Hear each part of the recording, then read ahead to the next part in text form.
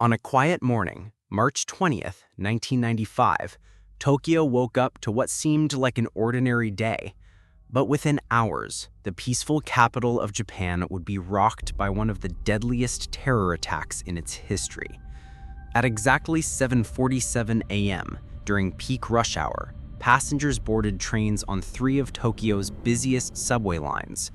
Suddenly, chaos broke out. People started coughing, their eyes burned, and they collapsed with seizures, nosebleeds, and convulsions. Some died within minutes.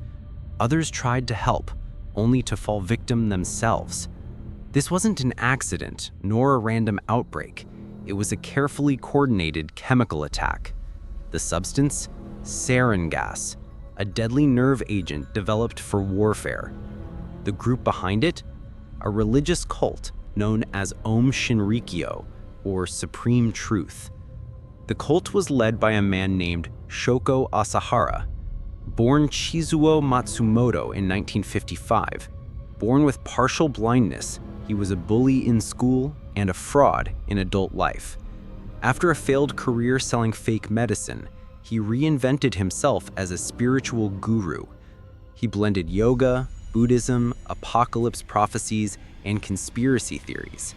In the late 80s, he founded Aum Shinrikyo, claiming he was the chosen one to lead humanity through a final war between good and evil. Shockingly, many educated people believed him. Doctors, scientists, and engineers, mostly young, idealistic students, joined the cult.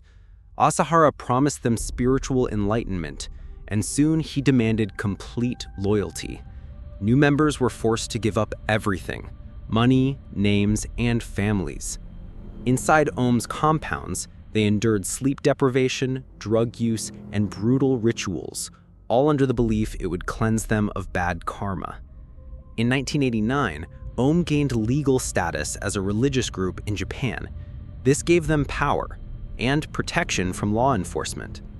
But behind the scenes, the cult was transforming into a militant organization. Asahara believed that the world would soon end, and he wanted to speed it up. Using his followers' expertise, he built chemical labs and began producing weapons. He dreamed of creating plasma guns, Ebola bombs, and seismic devices. Most of these failed, but one thing worked: sarin gas. In 1994, Aum tested it in the town of Matsumoto, killing 8 people and injuring over 200. The target? Judges overseeing a real estate case involving the cult. Despite the evidence, police hesitated to act. So Asahara became bolder.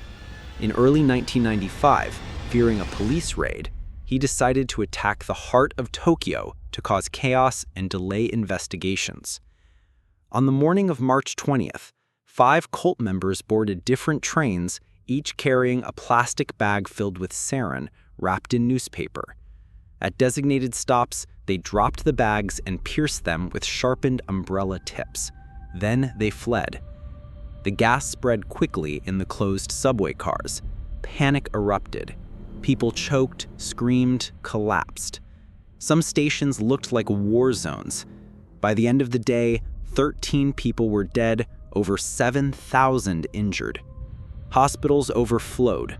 Emergency workers were overwhelmed. For a moment, Japan, a country known for order and safety, descended into fear and confusion. 2 days later, police launched a massive raid on Aum Shinrikyo's facilities. What they found was shocking. Tons of chemicals, weapons, blueprints for more attacks, and even a torture chamber. The cult had also been planning attacks in the US, using botulinum and anthrax.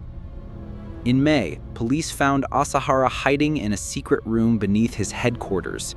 His trial lasted 8 years. He never admitted guilt, often acting confused or silent. In 2018, he and 6 top cult members were executed. The Tokyo subway attack remains one of the worst acts of domestic terrorism in history. It exposed how far blind faith, twisted beliefs, and unchecked power can go. Aum Shinrikyo has since been banned, but smaller factions still exist under different names. Let this be a reminder: one man, one cult, one ideology can bring an entire nation to its knees.